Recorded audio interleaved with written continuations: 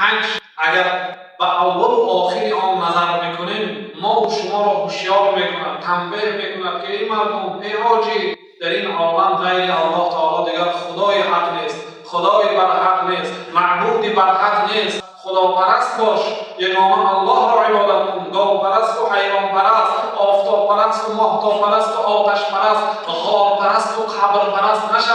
خصوص بعد زیارت خانه خدا که با چشم عیان میبینی. خدا در سوره بقره حاجی ها را میگه اتم الحج والعمرة لله، شما حج و عمره را برای دریافت رضایت خدا بکنید. برای حاجی شدن و آبرو گرفتن و سیر و گشت با این نیت عزم سفر نکنید. و اذان من الله و رسوله الی الناس یوم الحج الاکبر ان الله بریء من المشرکین و رسوله.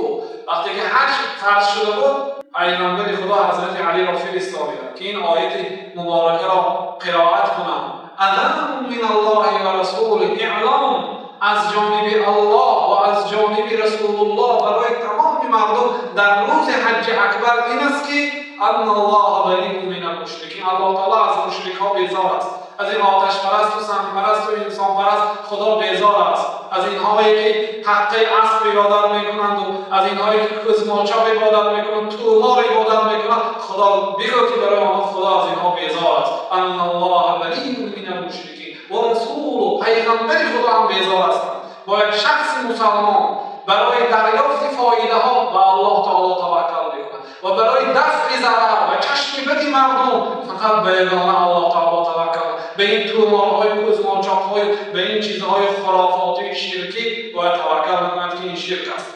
چون وقتی که خدا حضرت ابراهیم امر کرد که خانه را تازه بکنند، گفت که الله تشریک بی، در این خانه برای من شریک نمیارید. در گرد خانه خدا ببینید تمام مسلمان‌های دنیا با زبان‌های مختلف، زیاده از 1000 زبان‌ها در گرد خانه دنیا خدا با زبان‌های خود دعا می‌کنند. حضرت عمر وقتی که به نزد حجر الاسود آمدند، سنگ سیاه، برای بوسه کردن آن سنگ نزدیک شدند و بوسه کردند. امیر مومن‌ها بودند، پیشوای مسلمان‌ها بودند در آن زمانه، گفتند همه مردم نگاه دارد، یا حجر انی اعلم انک حجر، ای سنگ، گفتم من میدانم که تو سنگ هستی، لا تضر ولا تنفع، نه فایده رسانیده میتوانی نه ضرر رسانیده میتوانی. بنابراین اگر من پیغمبر خدا را نمیدیدم که تو را بوسه میکردم، تو را هرگز بوسه نمیکردم.